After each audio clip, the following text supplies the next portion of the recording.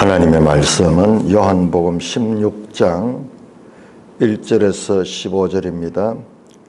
요한복음 16장 1절 내가 이것을 너희에게 이름은 너희로 실족하지 않게 하려 함이니 사람들이 너희를 죽게 할 뿐 아니라 때가 이르면 물론 너희를 죽이는 자가 생각하기를 이것이 하나님을 섬기는 일이라 하리라.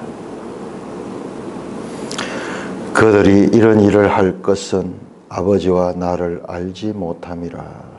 오직 너희에게 이 말을 한 것은 너희로 그 때를 당하면 내가 너희에게 말한 이것을 기억나게 하려 하며 처음부터 이 말을 하지 아니한 것은 내가 너희와 함께 있었음이라. 지금 내가 나를 보내신 이에게로 가는데 너희 중에서 나더러 어디로 가는지 묻는 자가 없고 도리어 내가 이 말을 함으로 너희 마음에 근심이 가득하였도다. 그러나 내가 너희에게 실상을 말하노니 내가 떠나가는 것이 너희에게 유익이라. 내가 떠나가지 아니하면 보혜사가 너희에게로 오시지 아니할 것이요 가면 내가 그를 너희에게 보내리니 그가 와서 죄에 대하여 의에 대하여 심판에 대하여 세상을 책망하시리라. 죄에 대하여라 함은 그들이 나를 믿지 아니하며 의에 대하여라 함은 내가 아버지께로 가니 너희가 다시 나를 보지 못하며 심판에 대하여라 하면 이 세상 임금이 심판을 받았음이라. 내가 아직도 너희에게 이를 것이 많으나 지금은 너희가 감당하지 못하리라. 그러나 진리의 성령이 오시면 그가 너희를 모든 진리 가운데로 인도하시리니 그가 스스로 말하지 않고 오직 들은 것을 말하며 장래 일을 너희에게 알리시리라. 그가 내 영광을 나타내리니 내 것을 가지고 너희에게 알리시겠음이라. 무릇 아버지께 있는 것은 다 내 것이라. 그러므로 내가 말하기를 그가 내 것을 가지고 너희에게 알리시리라 하였노라. 하나님 아버지, 은혜를 감사합니다. 다락방에서 제자들에게 당부하시는 이 말씀, 하나님의 구속 경륜의 중요한 이 말씀을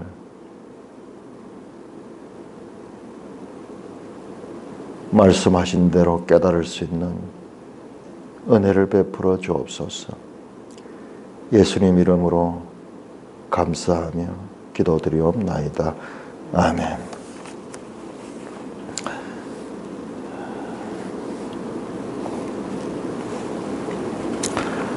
네, 앞에 서서 말씀을 전해보면 참 감사한 게요.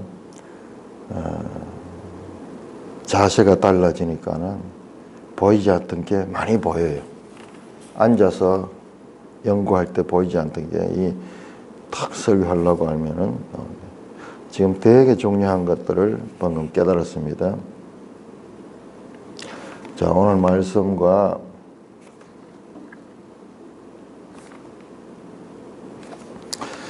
연결되는 내용인데 아주 중요한 내용, 다락방 강화에 우리가 한 단락의 의미는 읽으면은 모를 거 없지만은 그러나 이것이 어떤 맥락으로 이어지는가 이것을 아는 것이 쉽지 않아요. 쉽지 않아요. 얼마나 쉽지 않은가.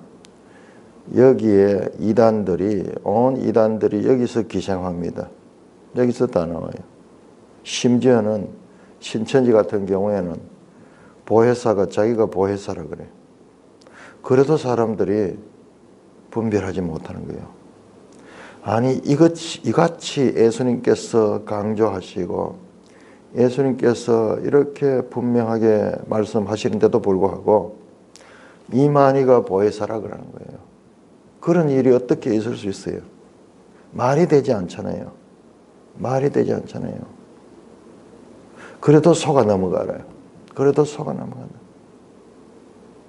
그러니까 얼마나 우리가 지금 예수님의 이 다락방 강화를 피상적으로 알고 있느냐 하는 거예요. 너무나 분명하게 보혜사에 대해서는 5번에 걸쳐서 반복해서 가르치고 있어요. 그럼에도 불구하고 우리가 이 부분이 흐릿한 것을 보면은, 근데 제가 이번에 보니까는 너무나 이 말씀들은 연속적이고 그리고 뚜렷한 주제를 가지고 있는 말씀이에요.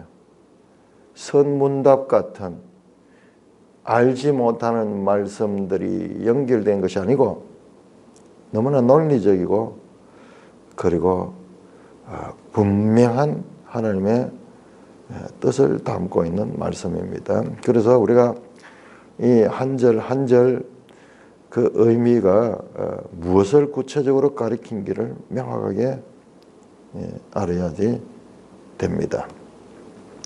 자, 16장입니다. 이제 14장, 15장, 16장에 들어왔습니다. 내가 이것을 너에게 이름은, 이것이 무엇입니까? 내가 이것을 너에게 이름은 너희로 실족하지 않게 하려 함이라. 무엇을 말합니까? 이것이 무엇입니까? 2절부터 나오는 말씀일까요? 아니면은 앞에서 했는 말씀을 받는 지시대명사일까요? 우리 성경의 장절 구분을 이게 참 편리하게 잘 되어 있지만은 그러나 이게 절대적인 것이 아니다 하는 것. 이것은 성령의 영감을 받아서 하신 것은 아니에요. 사람들이 이 일을 했지만은 성경 66권은 하나님의 영감을 받아서 그렇게 배치가 됐지만은 장절 나누는 것은 그렇지 않아요. 자, 대표적인 것이 뭐냐 그러면 자, 우리 신명기 그러니까는 우리가 이 개혁주의자들은요, 이 성경을 바르게 알아야 됩니다. 장절이 절대적인 게 아니고 때로는 이 장절 때문에 중요한 말씀을 우리가 놓치는 경우가 있습니다. 예를 들어 신명기 29장 1절 보세요. 29장 1절.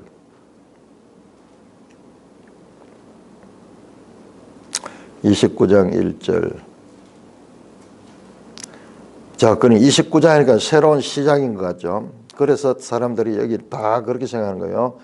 호렙에서 이스라엘 자손과 세우신 언약 외에 여호와께서 모세에게 명령하여 모압 땅에서 그들과 세우신 언약의 말씀은 이러하니라. 이러하니라. 무엇이로 말입니까? 앞에 나오는 28장을 가리키는 말씀일까요? 지금부터 이야기하게 되는 29장을 가리킬까요? 그러니까 장절이 이렇게 나눠져 있으니까 당연히 이제 29장을 가리킬 거라고 생각하기 때문에 이 말씀을 아무리 읽어도 이해가 안 되는 거예요. 아니에요. 이 말씀은 28장의 말씀과 연결돼야 돼요. 사실상은 28장 69절이 돼야 돼요. 28장 69절. 그것이 바로 모압 언약. 모압에서 그들과 세우신 언약의 말씀은 이러하니라. 그렇잖아요. 신명기는 모압에서 지금 말씀하잖아요. 호렙산에서 이스라엘 자손과 세우신 언약 외에 호렙산 시내산에서 이스라엘 자손과 언약을 세웠고 그 다음에 모압 땅에서 이제 신명기를 기록했잖아요. 그래서 그 신명기의 결론이 지금 그것이에요. 그게 모압 언약인데, 근데 모압 언약에 대해서 사람들이 착각하고 있어요. 모압 언약이 뭔가? 모압 언약은 뭐 다른 것 같이 이렇게 생각하는데 아니에요. 모압 언약이 바로 지금 이 29절은 신명기에서 말씀하신 시내산 언약과 그리고 모압 언약 이거는 새로운 세대들에게 지금 가나안 땅을 눈앞에 두고 지금 주신 말씀이에요. 그래서 29장 1절이 28장에 붙으면 딱 떨어지는데 이게 이제 이렇게 절이 나와 있으니까는 우리 성경을 이해하는데 이 때문에 많은 방해를 깊이 연구를 안 하면은 몰라요. 아주 중요한 본문이거든요. 자, 오늘 이 16장 1절도 마찬가지예요. 이것을 너에게 이르면 너희로 실족하지 않게 하람이라. 사람들이 출교할 뿐만 아니라 때가 이르면 너희, 이 말씀도 맞는 것 같아요. 맞는 것 같지만은 그러나 이것은 다시 4절에서 또 나옵니다. 너희에게 이 말을 한 것은 너희로 그 때를 당하면 내가 너희 말한 이것을 기억나게 하려 함이라. 처음부터 이 말을 하지 않은 것은 내가 너희와 함께 있음이라. 그래서 이것도 16장 1절도 15장 28절이 돼야 돼. 15장 28절. 뭡니까? 세상이 너희를 박해한다.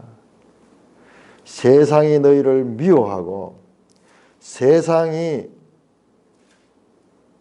나를 미워하듯이 너희도 미워할 것이다. 너희는 세상과 적대적인 관계가 될 것이다.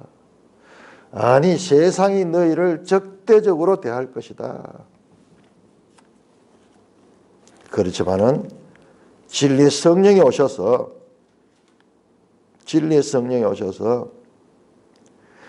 나를 정언하실 것이다. 나를 정언할 것이다. 그리고 내가 이것을 너에게 이르면 너희로 실족하지 않게 하랍니다. 내가 이것을 너에게 말하는 것은 너희가 이런 일이 일어날 때 아이고 예수 믿어봤자 아무 소용이 없구나. 예수님 말씀이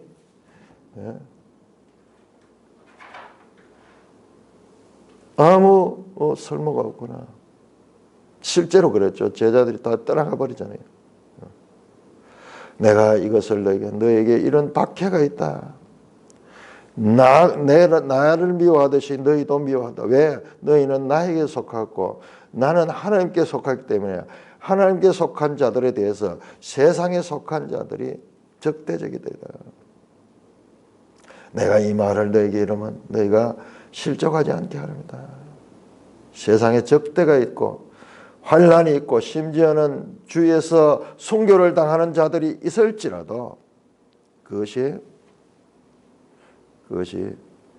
하나님의 뜻 가운데 일어나는 것이다. 그것을 알면은 실족하지 않는데 모르면은 실족하는 거죠. 실족이 뭡니까? 믿음에서 떠나는 거예요.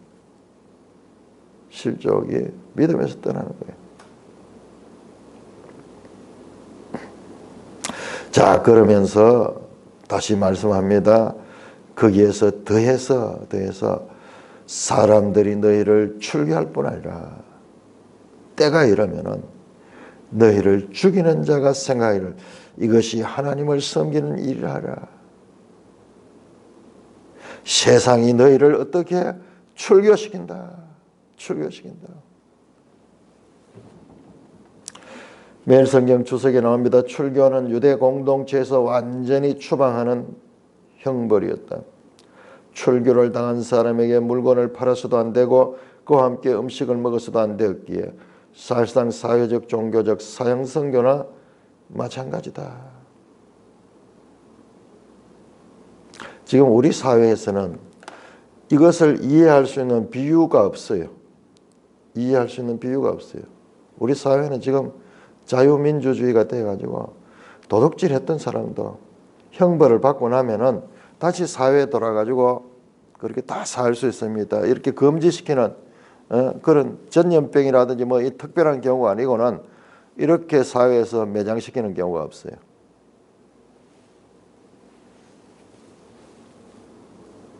지금 우리 사회는 그런 것이 없어요. 정말 위대한 민주주의 국가예요. 우리도 부족함이 많음에도 불구하고 위대한 민주주의가 지금 대한민국에서 실현되고 있는 거예요. 아니, 미국이 우리보다 더 민주주의 잘하고 있지 않느냐? 그런 면도 있지만은요, 우리가 미국보다 더 안전하고요. 안전하고, 그리고 차별이 없어요. 미국이 지금 흑백 간의 차별이 있어요. 인종 차별이 있어요. 많이 없어졌음에도 불구하고 우리가 상상하지 못하던 백인들만 가는 식당도 있고 흑인들이 갈 수 없는 장소도 있어요. 우리 그런 데가 어디 있습니까? 돈만 있으면 어디든지 갈 수 있잖아요.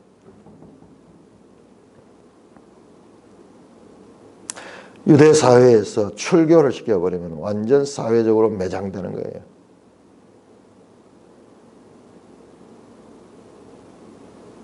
우리나라는 정과 사범이 대통령 후보가 될 수도 있고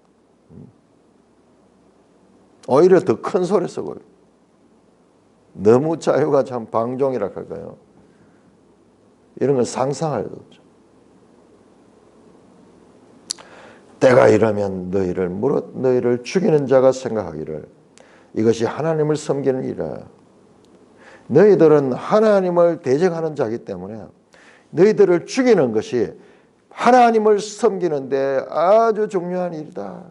이 원어를 보면은 제자들을 잡아 죽이는 것이 하나님을 섬기기 위해서 제물을 잡아서 바치는 것과 같다는 뜻입니다.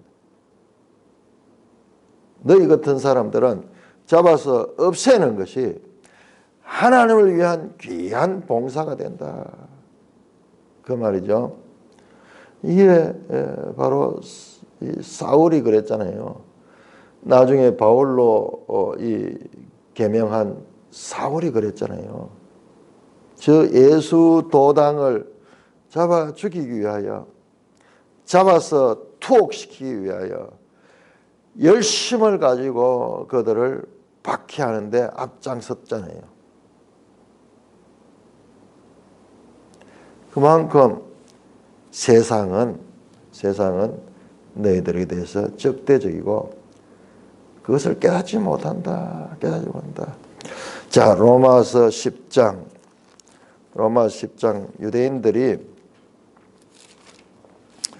유대인들의 죄가 무엇인가를 분명히 가르쳐 있는 로마 10장도 명확하게 이 말씀과 연결됩니다.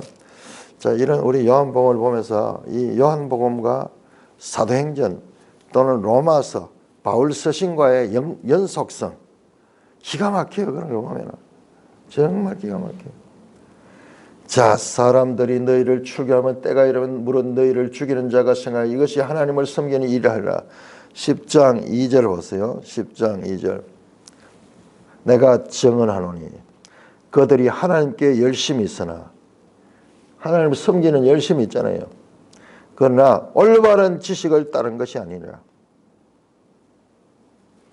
그래서 어떻게 되냐? 3절에 하나님의 의를 모르고 자기 의를 세우려고 힘써 하나님의 의에 복종하지 아니한다. 하나님을 섬긴다 하면서 하나님을 대적하고 자기 의를 세우고 있는 거예요. 자기 의를 세우고 있는 거예요. 그 일을 예수님께서 지금 다 말씀하는 거예요. 예수님이 떠난 후에 제자들이 당하게 될 그와 같은 박해가 어떻게 될 것인가. 그들이 이런 일을 할 것은 아버지와 나를 알지 못합니다. 무엇 때문에? 무지하기 때문에 그렇다. 자, 이 말씀이 중요합니다.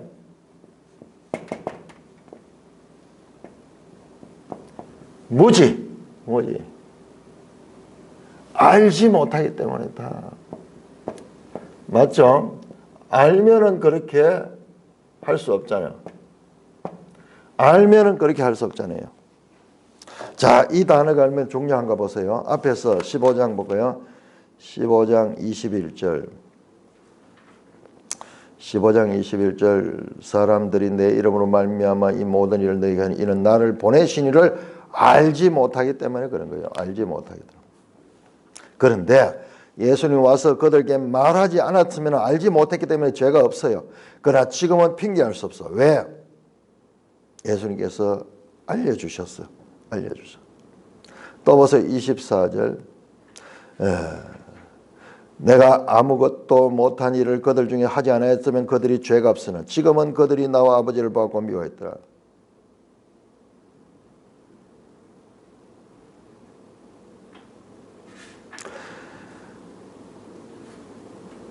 (24절) 내가 아무도 못한 일을 그들 중에 하지 않았으면 그들이 죄가 없었을 것이요. 그러나 그들은 예수님의 하시는 일들을 보았습니다. 보았습니다.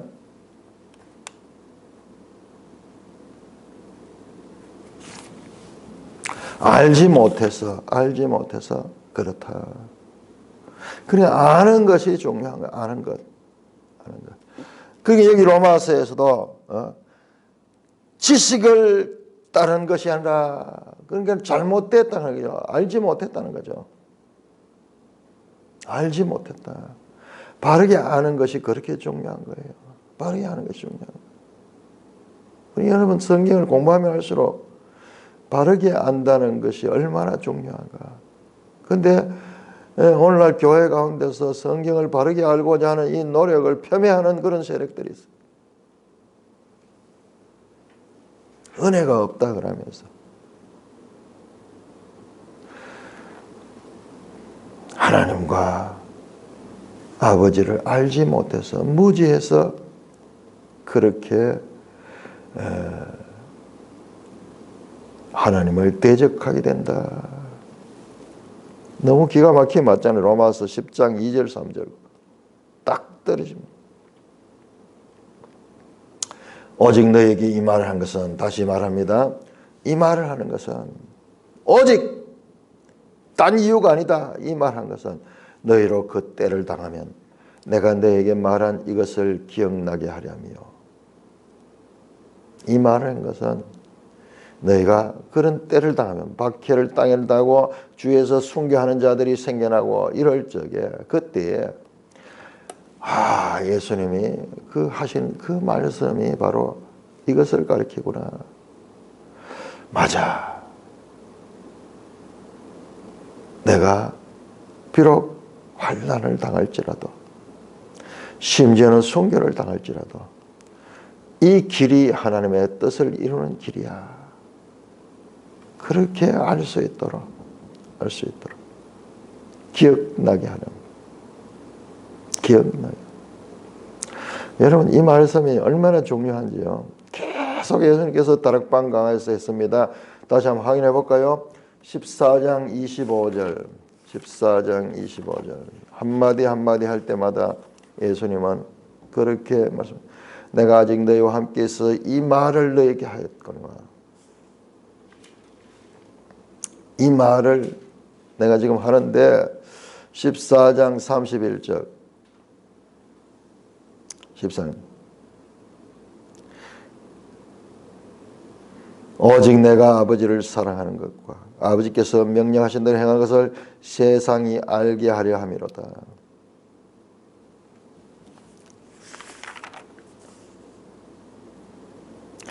내가 지금 너희에게 말하는 것은 너희가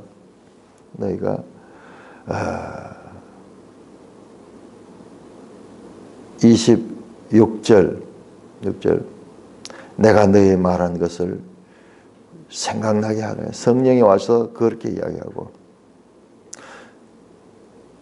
예수님께서 지금 말씀하시는 것이 그만큼 중요한 거예요.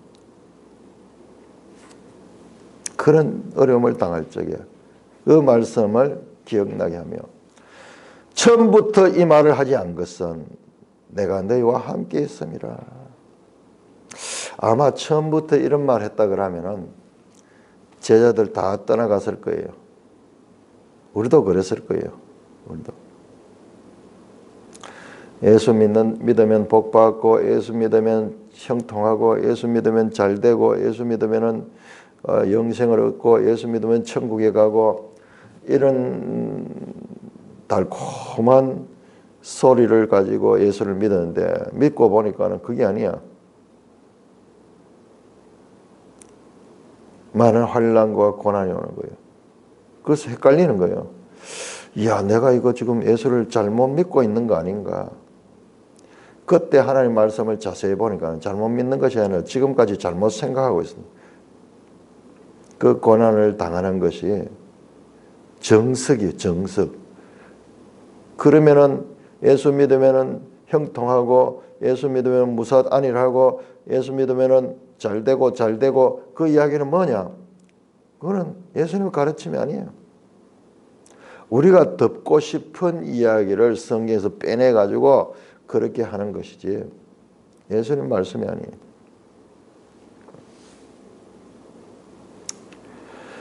처음부터 이 말했다면 아마 다 떠났을 거예요. 그러나 내가 너희와 함께 있었기 때문에 3년 동안 함께 있으며 제자들을 가르치기 때문에 이 3년 동안의 과정이 없으면 견딜 수 없을 거예요. 그래도 다 떠나잖아요. 그래도 다 떠나잖아요. 그렇지만은 성령이 오셔서 이제 그들이 이제 변화를 받고 주님의 말씀을 그대로 따라가죠.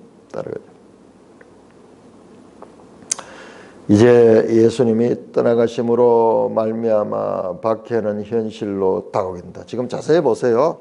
계속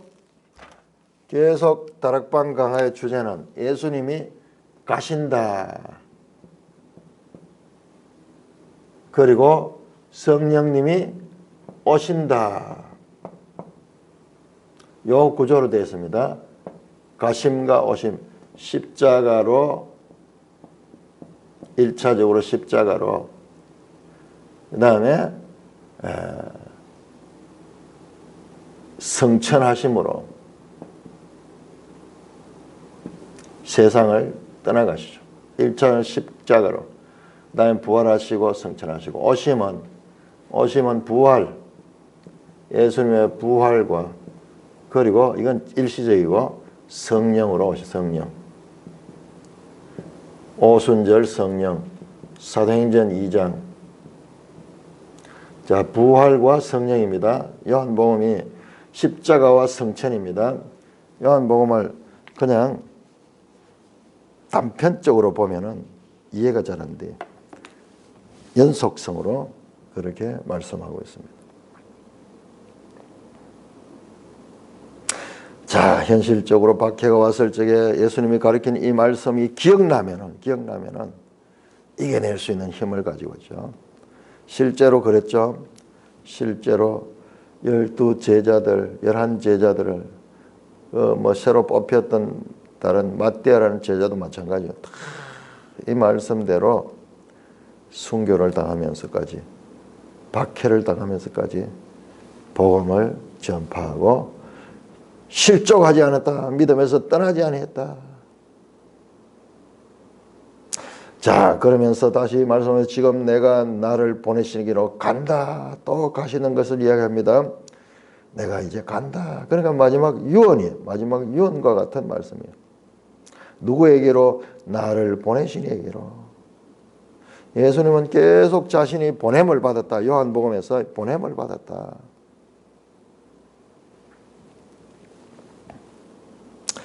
나를 보내신 에게로 갑니다.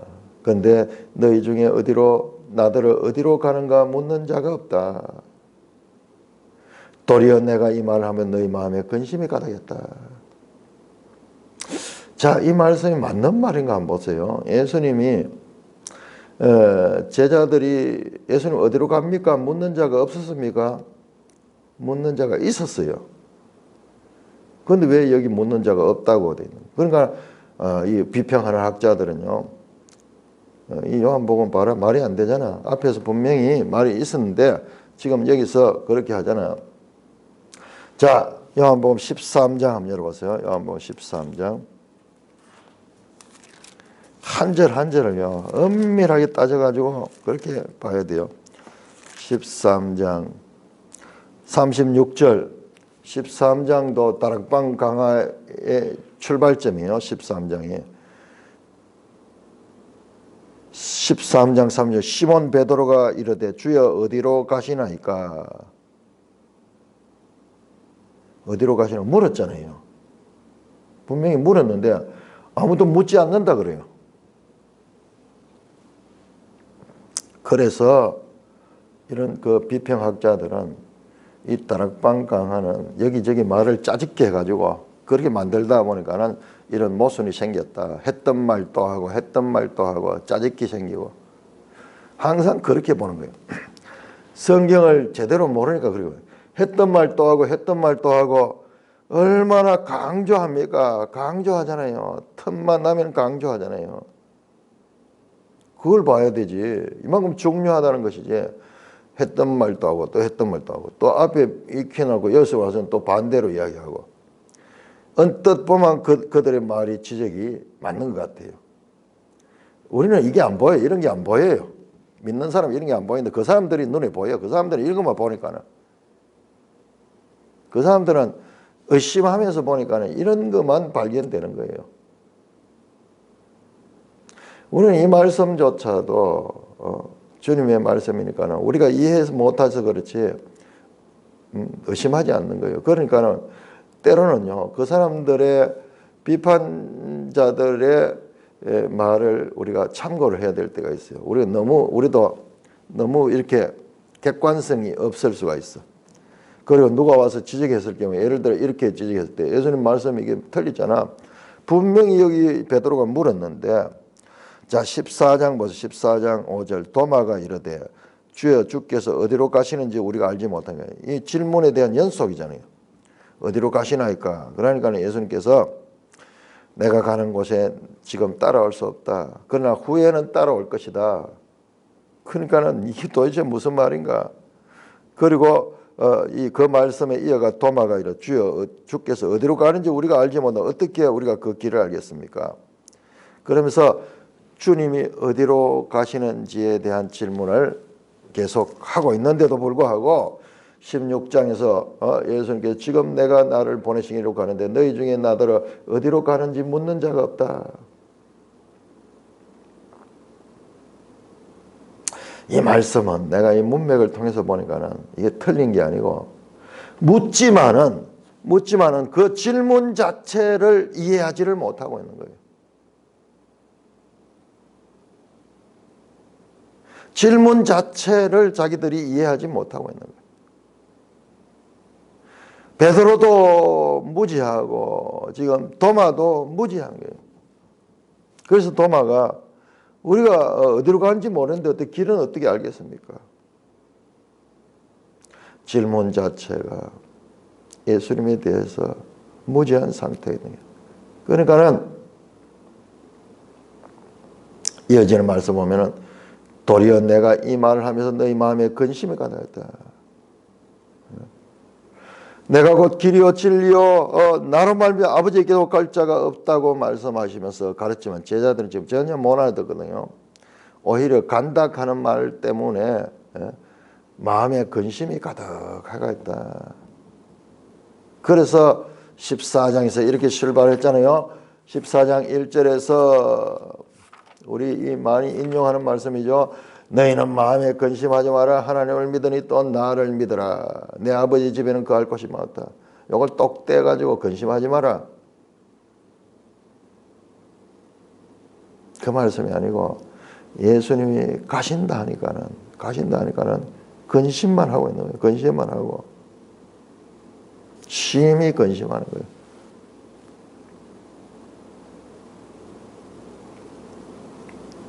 예수님의 말 뜻을 모르니까는 근심만 하고 그렇게 있는 거예요. 자, 7절입니다. 그러나 알아듣지 못합니다. 끝까지 제자들 알아듣지 못해요. 그러나 내가 너에게 실상을 말한다. 내가 가는 이유가 뭔가 그 실상을 말하노니 내가 따라가는 것이 너에게 유익이다. 떠나가는 것이 너에게 유익이다. 자, 14장 28절 한번 볼까요?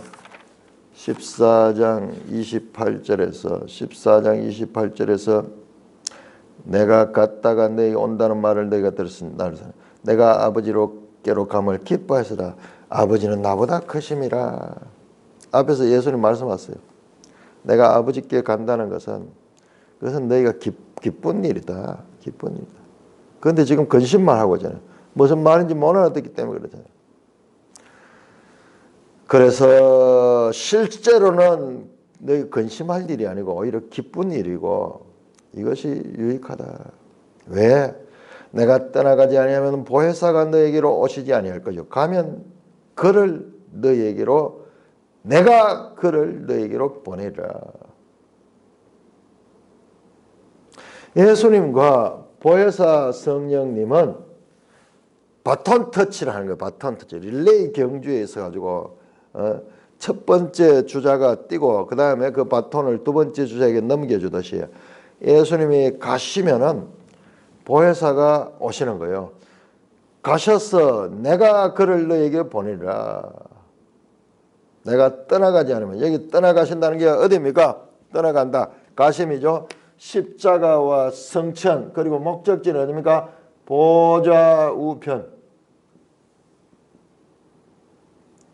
그래서 이 보좌 우편에서 예수님께서 성령을 보냈어요.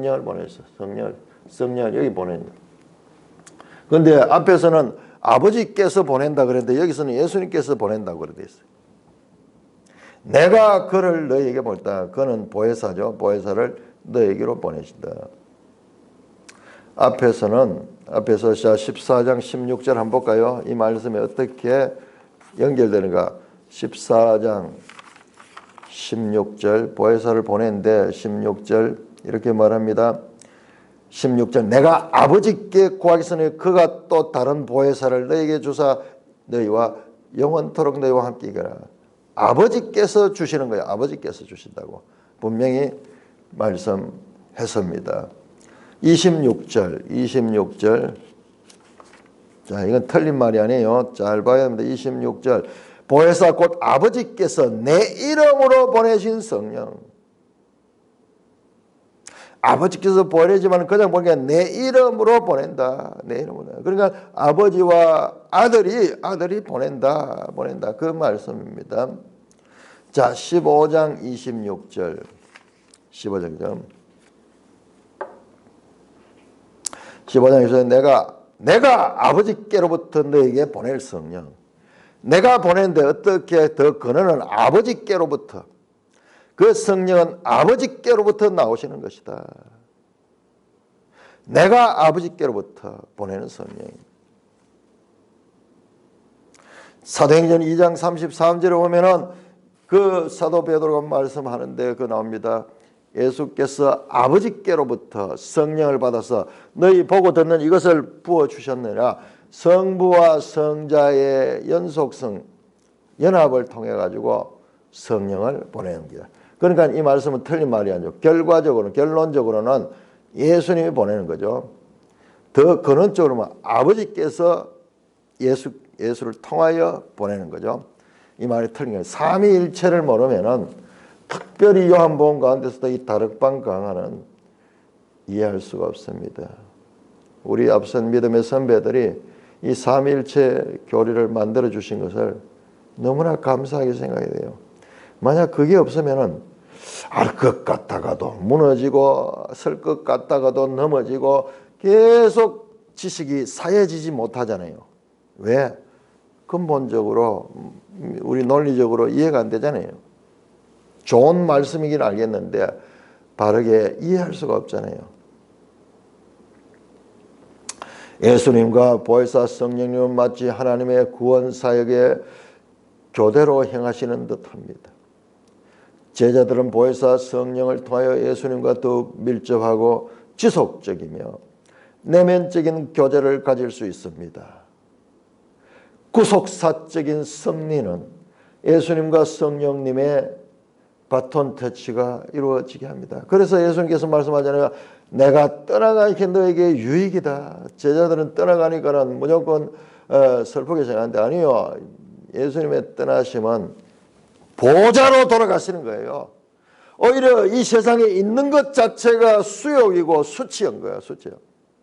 비하된 상태에 있는 거예요. 원 상태로 돌아가니까 얼마나 귀한 일이고, 뿐만 아니라 그냥 가시지 않고 가셔서 성령을 보내주셔서 제자들도 더욱더 능력 있게 살아갈 수 있게 한다니까는 이것이 얼마나 기쁜 일이고 좋은 일입니까? 유익한 일입니까? 그 말씀이에요. 자, 그가 와서 보혜사 성령이 와서 뭘 이야기하는가? 죄에 대하여, 의에 대하여, 심판에 대하여 세상을 책망하시리라. 이 본문도 참 이해하기 힘들었는데 이번에 명확하게 깨달아졌어요. 이번에 명확하게. 그가 와서, 보혜사가 와서 뭐를 제일 먼저 죄에 대하여, 그 다음에 의에 대하여, 심판에 대하여 세상을 책망할 것이다. 죄와 의 먼저 한번 볼까요? 죄가 무엇인가? 죄에 대하면 그들이 나를 믿지 아니하며. 자, 예수님을 믿지 않은 것이 왜 죄가 돼요? 예수를 믿지 않은 것이 왜 죄가? 몰라서 못 믿는데. 몰라서 못 믿잖아요. 근데 앞에 나왔잖아요. 그들은 알지 못했다. 알지 못했다. 그러나 예수님이 오셔서 말씀으로 자신을 드러내시고 일들을 통하여 자신이 하나님의 아들이심을 드러냈잖아요. 드러냈잖아요. 그게 바로 21절, 15장 21절, 22절 말씀이잖아요. 이제는 죄가 없다. 할 수 없다. 이제는 죄가 없다. 할 수 없다. 15장 22절 그 죄를 핑계할 수 없다. 만약 예수님 오셔서 말씀 안 했으면은 그들이 죄가 없어. 무지해서 부지 중에 알지 못했기 때문에 죄가 없어. 그러나 이제는 죄를 핑계할 수 없습니다. 마찬가지로 예수님이 표적을 그들 중에서 행하지 않았으면 죄가 없었지만 지금은 그들이 죄가 없다 할 수 없어요. 왜? 그 일들을 다 봤어요. 다 봤어요. 그러니까 예수님이 오셔서 말씀하시고 행하시는 것을 그들이 믿지 않았기 때문에 그것이 바로 죄인 거예요. 그건 죄입니다. 죄에 대하면 그들이 나를 믿지 않으며 예수를 믿지 않은 거예요. 의에 대하여라면은 죄와 반대가 되죠. 의는 죄 없음이에요. 죄가 없음이에요. 죄의 부재. 죄는 의가 없음, 의의 부재. 자, 예수 믿지 않는 것이 죄가 되고, 그 다음에 의라 하면 뭐냐? 내가 아버지간이 너희가 다시 나를 보자. 이 죄 많은 세상, 죄로 가득 찬 세상에 유일한 의가 한 분이 있어서 그분이 바로 예수님이요. 그래서 예수님은 출생도 성령으로 잉태되어 오셨잖아요. 죄인 사람의 피를 받지 아니했잖아요. 유일한 의인은 예수님밖에 없었어요. 이 세상에.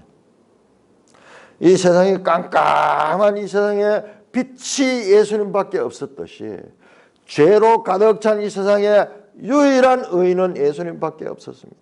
그런데 그 예수님이 지금 세상에서 떠나가셔요. 떠나가시면 어떻게 됩니까? 세상은 다시 깜깜해지는 거예요. 바로 의가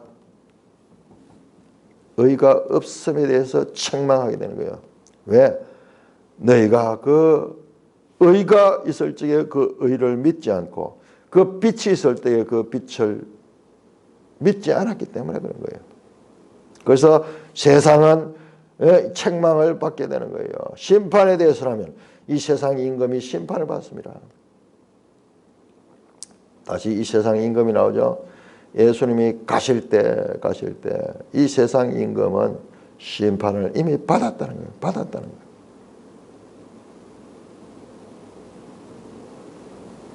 자, 히브리서 2장 14절 어떻게 심판을 받는가 볼까요? 자, 히브리서 2장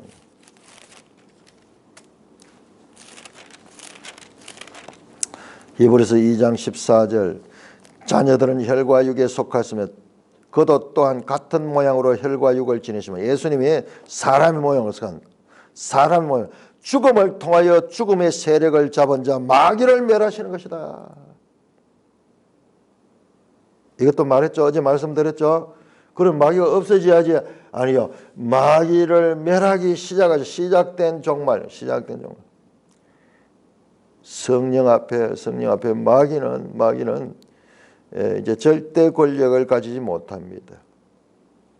예수님의 십자가의 죽으심은 죽음의 세력을 가지고 세상을 지배하던 그 세상 임금 마귀를 심판하는 일입니다. 요한일서 3장 8절에서 동일한 말씀을 하고 있습니다. 요한복음 12장 31절에서도 이미 말씀하셨죠. 이 세상 임금이 쫓겨난다.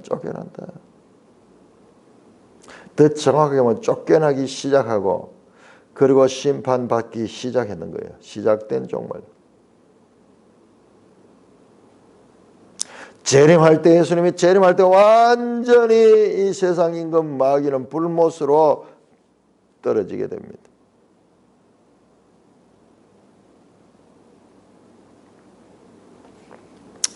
보혜사가 와서 죄를 깨닫게 하고 의가 누군가를 알게 하고 그리고 이 세상 임금이 어떤 상태에 놓여 있는가를 알게 하는 거예요.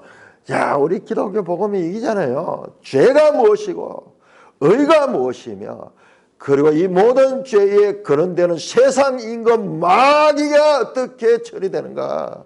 이게 예수님의 사역이 바로 이거잖아요. 예수님 사역.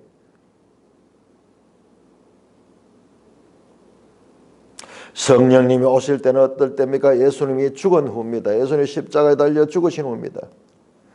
그래서 세상은 죄로 정하여집니다.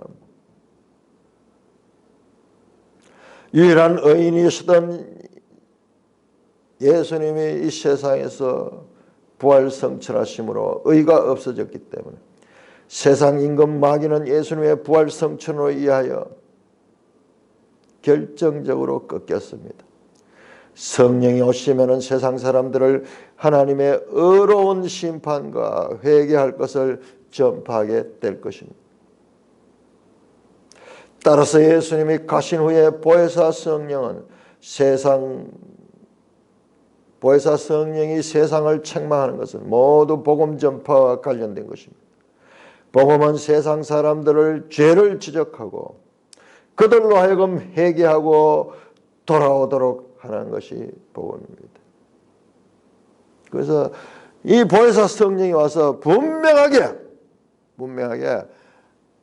예수 그리스도의 사역을 가르쳐주며 또 어떻게 구원받는가를 가르쳐주는 거예요. 죄인이다.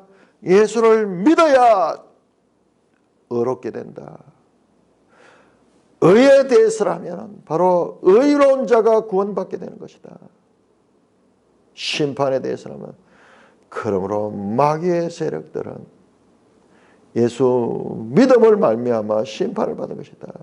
십자가 예수님의 죽으심은 세상 임금을 심판하신 것이고 쫓아내는 것이다. 그러나 그것은 시작된 종마다 이미 시작이 됐으나 완전히 없어지지는 예수님의 재림 때 이루어진다. 그 말씀. 12절입니다. 내가 아직도 너에게 이를 것이 많으나 지금은 너희가 감당하지 못하라.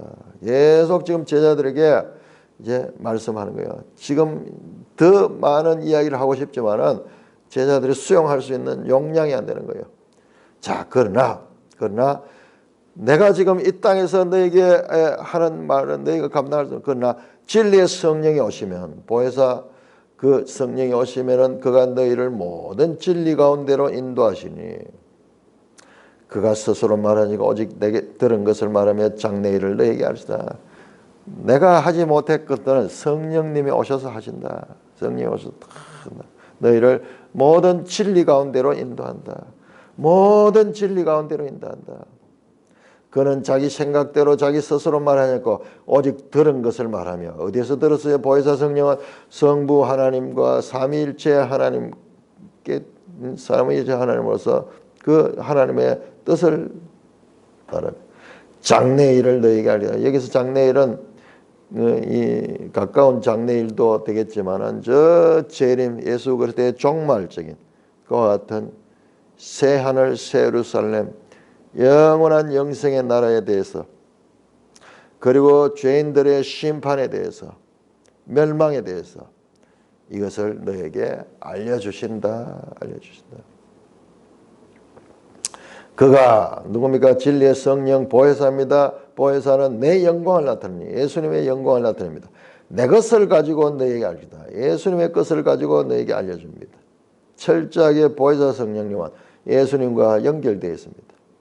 무릇 아버지께 있는 것은 다 내 것이라. 그러므로 내가 말한 내 것을 가지고 너에게 알리다. 자, 아버지가 내 것이라. 아버지께 내 것이라.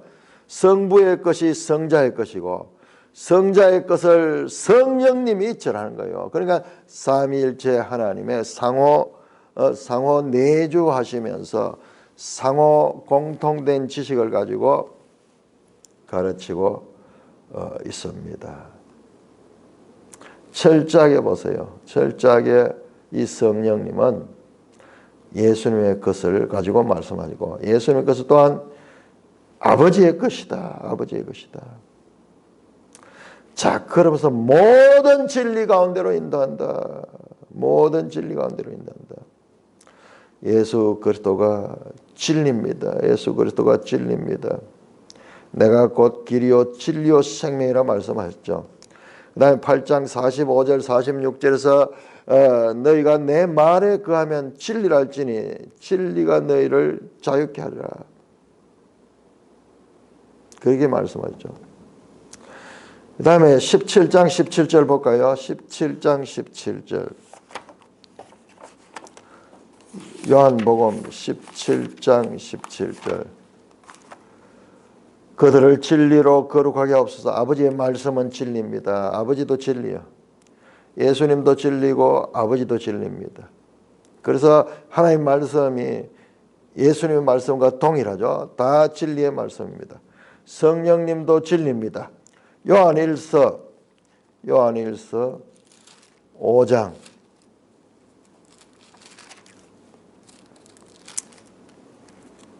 요한일서 5장 6절 이는 물과 피로 임하시니 곧 예수 그리스도라. 물로만 아니요 물과 피로 임하신 정언하시는 성령이다. 예수님을 정언하는 그 성령입니다. 성령은 진리니라. 성령이 진리예요. 성자 예수님도 진리시고 성부 하나님도 진리시고 성령 예수님도 진리십니다. 성령의 사역은 성부와 성자와 밀접히 연관되어 있습니다. 그러므로 우리가 오늘날 성령의 역사다 그러면서 나오는 일들을 잘 봐야 돼요. 삼위일체 하나님과 무관한 성령의 사역은 없습니다. 그것은 다 악령이에요. 사탄의 속임입니다. 범신론적으로 흘러. 범신론적. 영에 대해서 많이 이야기하잖아요. 영. 그 영이 뭐냐? 특별히 저 로마 카톨릭교에서 나오는 영성훈련 하는 게 뭐냐? 예수님과 아무 상관없어요. 예수님과 성부와도 아무 상관없고 개인의 체험이에요. 개인의 체험. 나중에 이름 갖다 붙여요. 신비적 체험이에요. 성령님은 예수님과 하나님께로 우리를 인도하는데 그는 혼자 독립되어 가지고 주관적으로 어떤 신비적인 체험을 합니다. 성령의 사역은 성부와 성자의 사역과 불가분리적이다 하는 걸 알아야 됩니다. 오늘날 영성훈련이라는 이름으로 행해지는 것들, 무슨 신비 체험하고 뭐 이런 것들, 그건 성령 사역 아니에요. 악령이 하는 거, 악령이 하는 거. 오늘날 성령 집회한다고 성령 집회 가자. 아주 따로 성령 집회가 뭡니까? 딱 알아듣기를 열광하는 집회, 열광하는 집회. 분위기를 뜨겁게 고조시키고 힘차게 찬송을 부르고 빠른 비트에 드럼을 치고 기타를 연주하면서 그렇게 열광적으로 분위기를 띄우는 그와 같은 것이에요. 성령의 역사가 있을까요? 참된 성령의 역사와 거짓 역사를 구별해야 됩니다. 성령은 오직 그리스도의 영광을 드러내도록 역사합니다.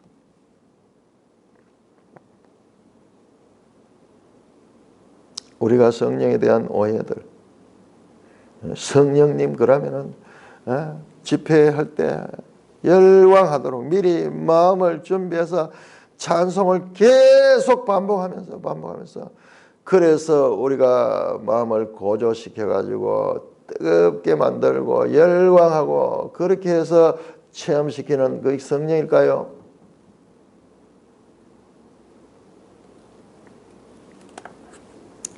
우리가 예수님을 통하여 성령에 대해서 제대로 배울 때 우리가 그런 것들을 분별할 수가 있을 것입니다.